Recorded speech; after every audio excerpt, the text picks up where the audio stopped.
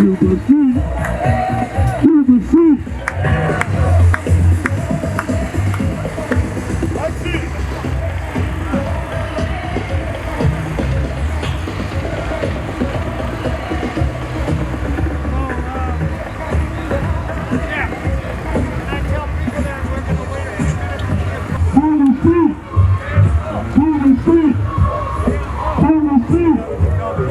I can't hear you. I can't hear you.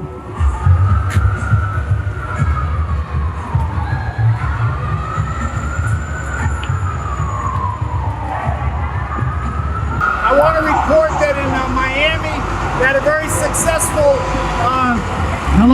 they had a very successful caravan there, about 47 cars. There's caravans in 14 cities. Ours, we had 8 today. There was a event at the Holy Rood Church with the Nicaraguan foreign minister. So a lot of people went to that. There was a security threat.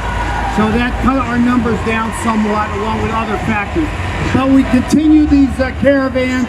We're doing it. Our theme has been healthcare.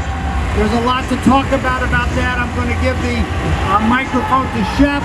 And if anybody wants to say anything briefly, but I think we all probably need to get out of here and clear up this thing. So I'm giving it to Shep. Peace, y'all. Thank everybody for coming out today. I guess y'all can hear me a little better. Good. Okay. Want me to hold it? 1, 2.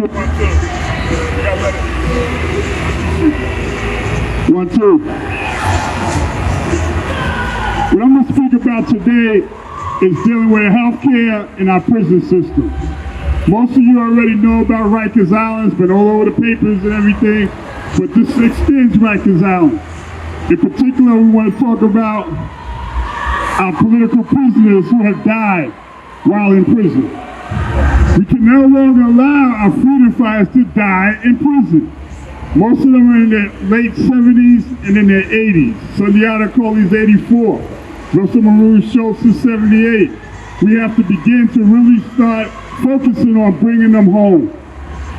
Middle Africa, Presente, she died in prison. Phil Africa died in prison. Romaine Chip Fitzgerald died in prison. George Jackson was assassinated in prison. Mondo Wilanga died in prison. Albert Washington died in prison.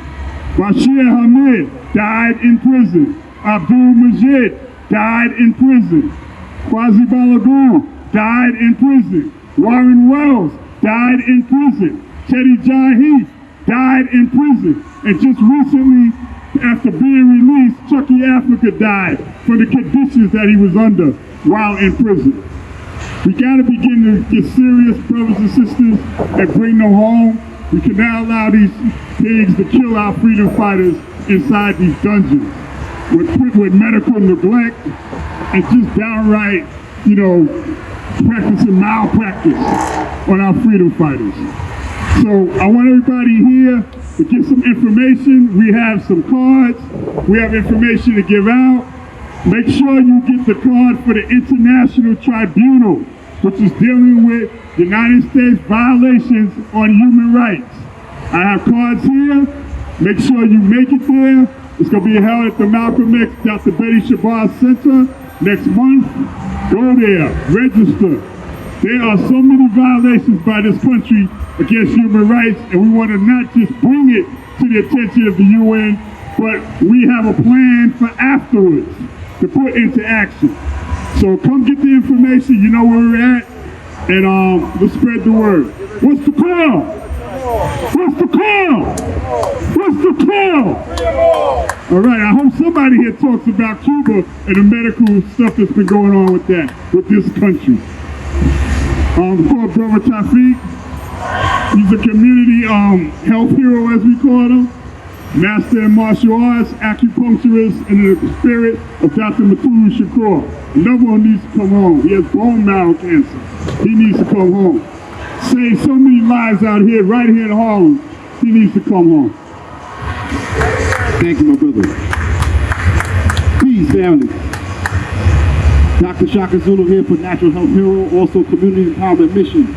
I'm here in support of the people's right, you heard what I said, the people's right to your own health care. One of the main things in our community that a lot of people suffer from is the lack of knowledge. In addition to the lack of knowledge, the lack of love. In addition to the lack of love, the lack of self-help, awareness, and information. We do not agree with the government force-feeding the people, telling the people what you have to do when it comes to your health care. We believe that health care, everyone has a divine ability within themselves, himself, herself, themselves, their selves, to a better quality of health. So at Natural Health Hero, this is STEM. As Brother Shep said, I'm an acupuncturist.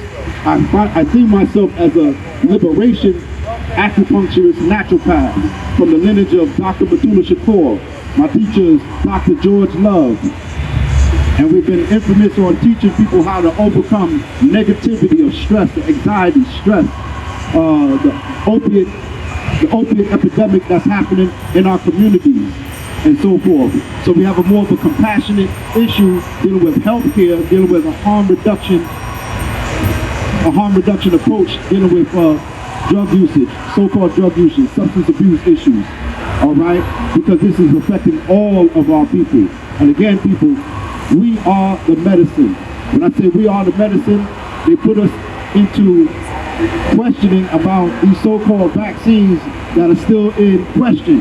However, they want us to question ancient remedies, natural remedies that have been passed down by my ancestors for centuries. How dare you?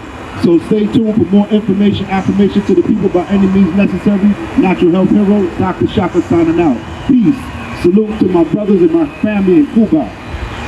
Thank you very much. Okay, I think this will be our last speaker because we got to wrap this up. But I'd like to ask Martin Popel from the Social Scorpion Party to say a few words. Thank you. Thank you very much. And it won't be just a few words. So we're here to support the example of what the Cuban people are doing in the world and to oppose the U.S. Embargo against Cuba, the U.S. economic war, which has been going on for 60 years. And we're going to talk about healthcare in the world. The United States government is attacking the Cuban Revolution to try to undermine its social standing, its moral standing in the world. And one of the most outstanding achievements is in healthcare. Both the fact that Cuba stopped making medical care a business and a commodity, which is what we face here in the United States, and you can see the disaster of the pandemic. But in Cuba, Cuba is extending its medical solidarity all over the world. The U.S. government is attacking the Cuban doctors. Cuba is the only government that sent doctors to West Africa to fight the Ebola epidemic. Cuba is the only country that sent COVID brigades all over the world to help people that are fighting the COVID pandemic. The United States government didn't do that. No other government did that, and that's being seen. That work is being carried out today. So it's our responsibility to tell the truth about the example of the Cuban Revolution and to say no to the U.S. government's attacks on the efforts to block Cuba's medical cooperation with other countries, and to tell the United States to lift all the sanctions that are intended to squeeze the Cuban Revolution. The Cuban people are not going to get on their knees, and they've demonstrated that for 60 years, and it's an example that we can learn of what working people can do when they organize a socialist revolution and take political power. So thank you very much. You know where we are. New York. Thank you, Martin. Powerful words. Okay, folks, stay tuned. For October, we'll do another caravan. If we have some meetings, we'll organize it, get the word out, and build on this momentum.